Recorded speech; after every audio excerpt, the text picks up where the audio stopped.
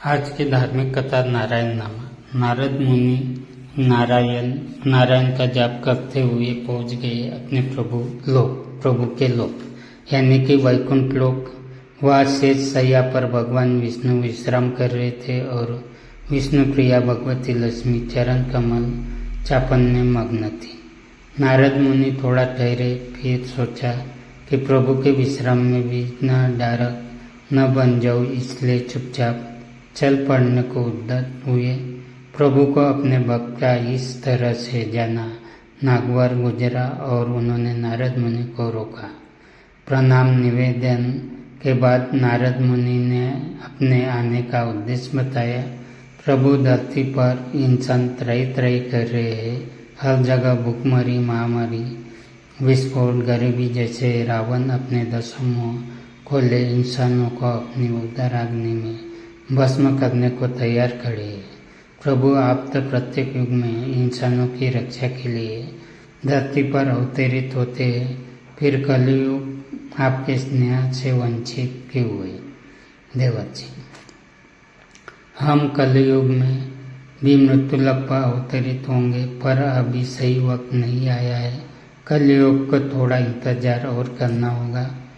भगवान ने सांत्वना देते हुए कहा, प्रभु तब तक तो देर हो जाएगी, धरती नष्ट हो जाएगी, आपको अभी ही कुछ करना होगा। पर नारद मुनि जानते हैं कि प्रभु ब्रह्मा जी के बनाए नियम में उलटफेर नहीं कर सकते।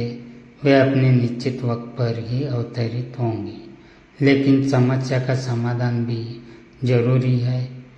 आज्ञा देकर भगवती ने निवेदन किया कि तब तक तो वो और गणेश जी धरती पर जाकर मनुष्य को धन और बुद्धि दे आते हैं, जिससे कुछ हद तक तो उनके संकटों का निवारण हो जाएगा। ब्रह्मा जी को भी इस प्रस्ताव पर कोई खास आपत्ति नहीं हुई। बस उन्होंने इतना भर कहा कि सब कुछ ठीक करना, क्योंकि तब प्रभु का अवतार कैसे होगा? प्रभु का अवतार नहीं होगा तो विधाता के लेख में खामी आ जाएगी। फिर मृत्युलोक स्वामीवाची उनके कृति को अमिट नहीं कर सकेंगे। भगवती लक्ष्मी और गणेश जी ने दीपावली के शुभ दिन को ही अवतरित होने का मन बनाया। इसी दिन वो अपने भक्तों की परेशानी को दूर करके अपने धाम लौट जाएंगे। उन्होंने ऐसा विचार कर लिया। दीपावली के दिन में तो उनकी पूजा हुई नहीं। वो आए और लौट गए। लोग एक दूसरे से मिलने में अपने अपने तोहफों को अच्छा बताकर दूसरों के तोहफे घटिया बतलाने में व्यस्त थे और इसी में रस पा रहे थे। दोनों अपना सा मुंह बनाकर लौट गए। नारद जी ने उन्हें बताया कि पूजा तो रात को होती है, इसीलिए आप दोनों रात को ही जाओ। रात गए वे दोनों धरती लोक पर उतरने को तैयार हुए, पर ये क्या, बाद से ही वायुमंडल प्रदूषित हो चुका था। सांस लेने में काफ़ी तकलीफ हो रही थी।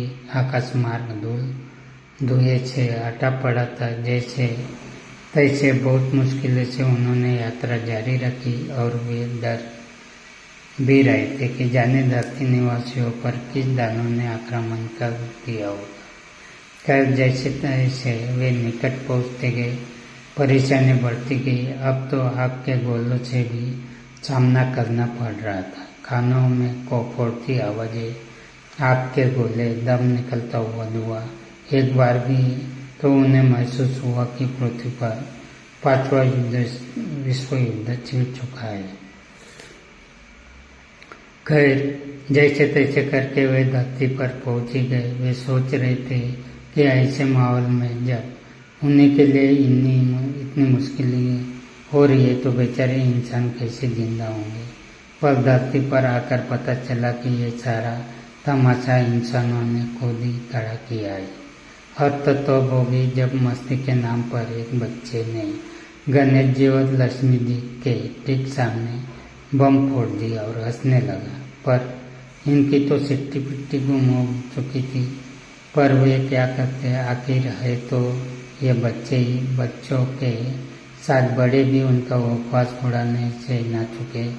ये सब देखकर दोनों का मन अत्यंत दुखी हुआ और वे अपने धाम लौट गए।